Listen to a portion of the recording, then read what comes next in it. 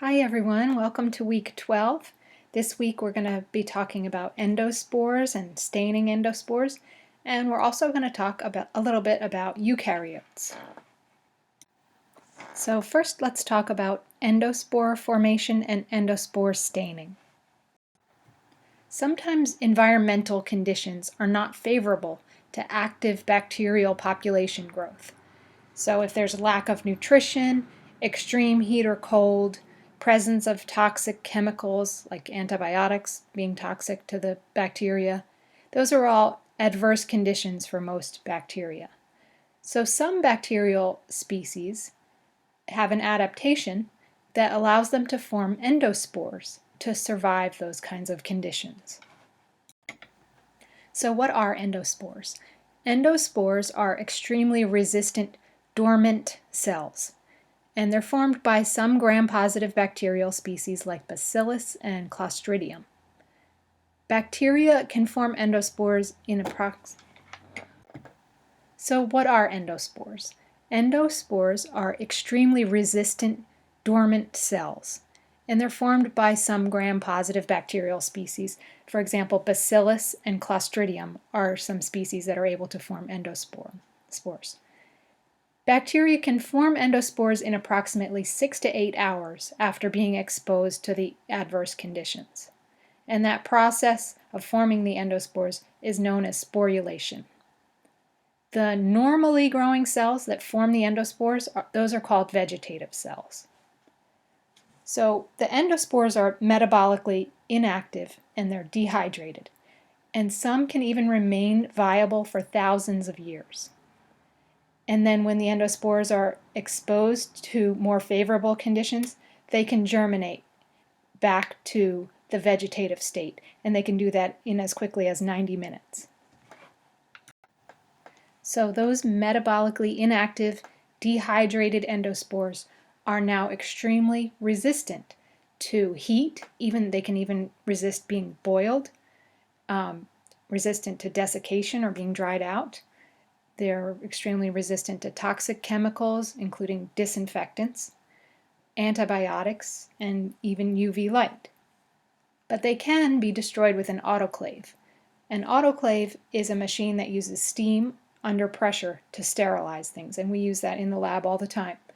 To dispose of things, we can kill bacteria by putting it in the autoclave, or when we need to sterilize equipment or sterilize media, we use an autoclave. So an autoclave uses steam under pressure to sterilize. So it's a high temperature, 121 degrees Celsius, and pressure of 15 psi for 15 to 20 minutes, and that does kill endospores.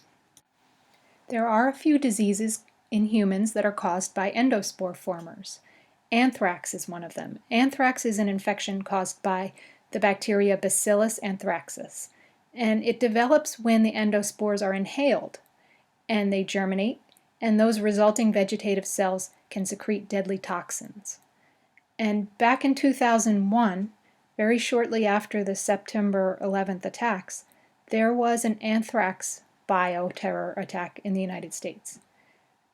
Anthrax was deliberately spread through the U.S. postal system by someone sending letters with a powder containing anthrax endospores, and it actually caused 22 cases of anthrax infection. Tetanus and botulism are also some diseases caused by endospore formers. They're caused by different species of the Clostridium bacteria, and they develop when endospores enter the body, germinate, and again the vegetative cells produce life-threatening toxins. So for tetanus, the endospores get into the body through broken skin, usually through injuries from contaminated objects. So that's why you might need to get a tetanus shot if you step on a rusty nail or something like that, because that's how the endospores enter the body. For botulism, endospores may be found in improperly canned food. So you should never eat food from a can that's leaking, bulging, or swollen, or if the can in any way looks damaged or cracked or abnormal, smells bad, anything like that can be a sign that it could possibly have botulism. So endospores can be visualized under the microscope by performing endospore staining, and it's very similar to gram staining.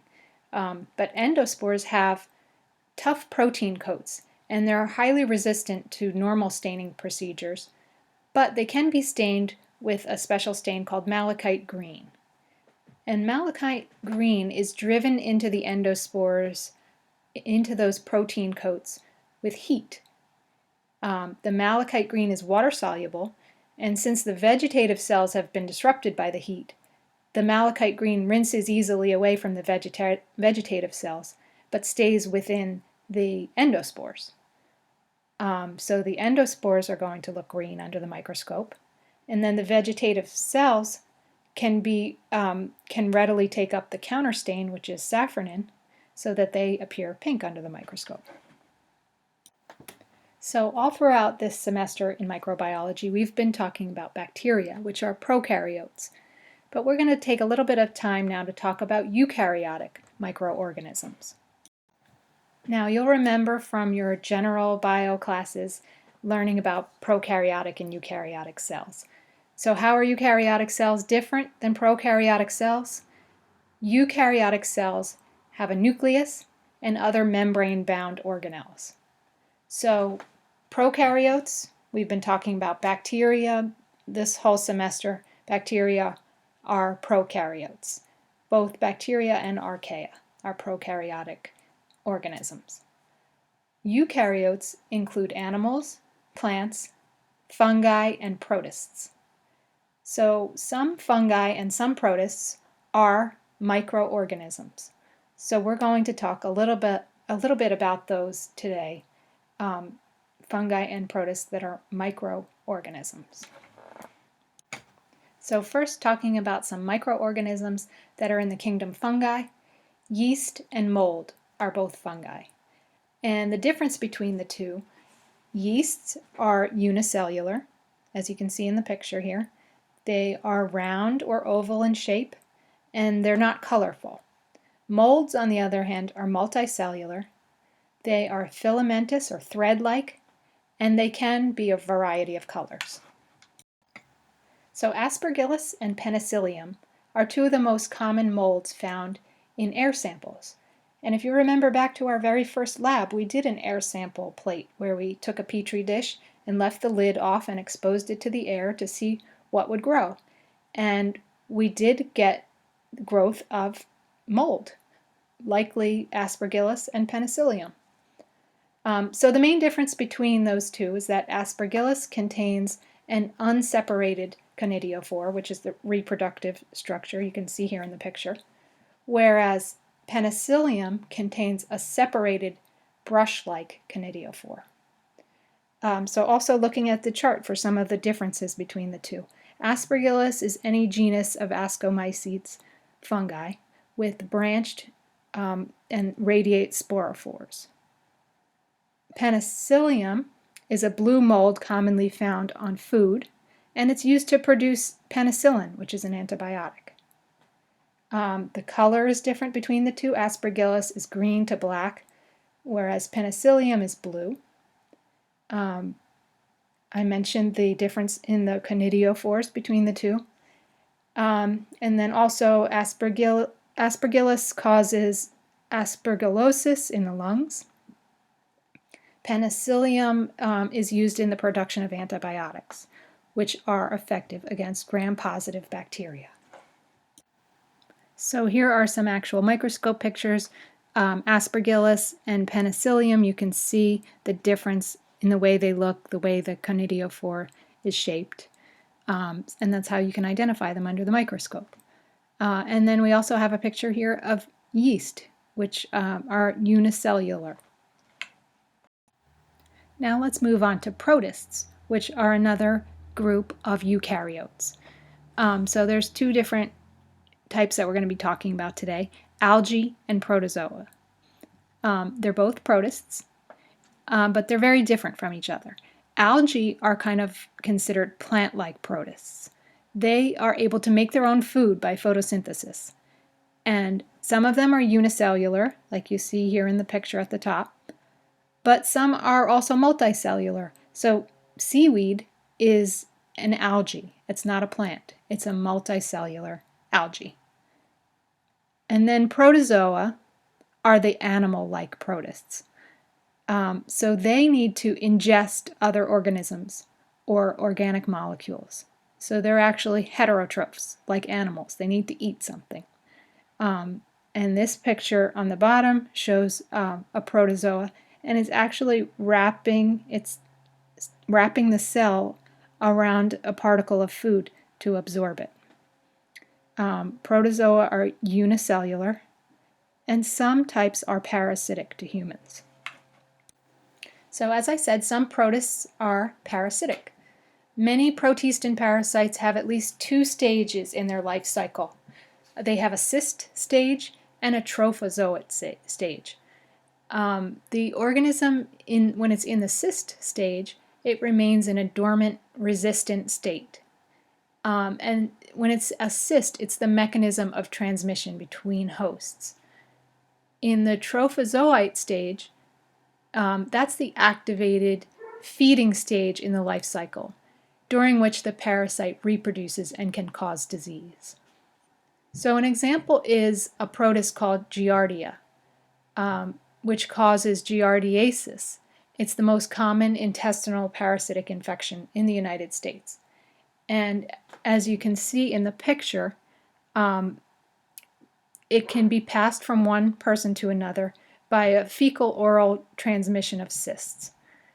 So if the cysts are accidentally ingested from contaminated water or food, or from hands or fomites that are infected with the cysts, they're ingested by the person, and then they enter the trophozoite stage inside the person. And the fecal waste can contain both stages, the cyst stage and the trophozoite stage. And you can see in the picture the cycle of how infection and transmission can occur. And even after recovery from this parasite, patients can still excrete cysts for many years. And this shows you some pictures under the microscope of the protozoan Giardia. The first picture here shows the troph stage, and the second picture showing the cyst stage. There are many other diseases caused by parasitic protists. I've included a few of them here that you've probably heard of. Malaria is caused by plasmodium parasite. It's transmitted by mosquitos, and the parasite attacks a person's red blood cells. Another one is African sleeping sickness. That's caused by Trypanosomo parasite, and it's transmitted by an African fly. And as the trypanosomes invade the person's brain, they can slip into a coma, which is how it got the name African sleeping sickness. And then another common human parasite is Toxoplasmosis, and that's caused by the Toxoplasma parasite. It can be transmitted by contact with feces of an infected cat, or by consumption of undercooked contaminated beef. So for most healthy individuals, it causes no serious illness. But in pregnant women, the parasite can cross the placenta and infect fetal tissues, which can lead to hearing loss, mental disability, and blindness in the newborn. So pregnant women should avoid changing cat litter. So we've been talking about eukaryotic organisms that can be studied in the field of microbiology. So we talked about fungi. Some fungi are microorganisms, and fungi have eukaryotic cells. We also talked about protists. Some protists are microorganisms, and protists also have eukaryotic cells. So I just want to take a minute to also talk about some animal parasites that infect humans, because animals also are eukaryotic. So helminths are parasitic worms that commonly infect humans. And I want to give you just 3 examples. Tapeworms. Tapeworms live in the intestines of a host. They use these suckers and hooks to attach to the host, and they can be acquired by eating undercooked meat. The second example I want to give you is hookworms. For example, Ankylostoma caninum can infect the intestines of dogs and cats, and it can be transmitted and cause skin infections in humans. And then another example, roundworms like Ascaris lumbricoides are parasites that can live in the intestine, and the Ascaris eggs are passed in the feces of infected people.